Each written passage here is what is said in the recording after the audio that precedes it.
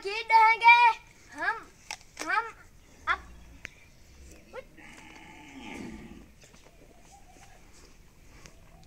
ये खीर बिल्कुल बेहतरीन है। इससे ताकत मिलती है। हाँ। कितना खीर दूध निकाल देते हो इसमें से? ये 2 किलो। 2 किलो? यस। इस गिलास में अपने लिए पियोगे सिर्फ? हाँ। बाकी वो ठहरी है। वो भी ठहरी है।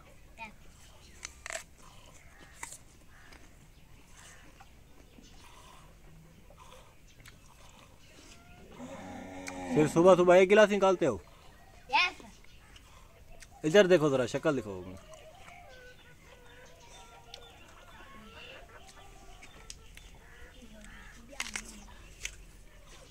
कितना अरसा हो गया दूध निकाल रहे हो? 6 महीने। 6 महीने से निकाल रहे हो? यस।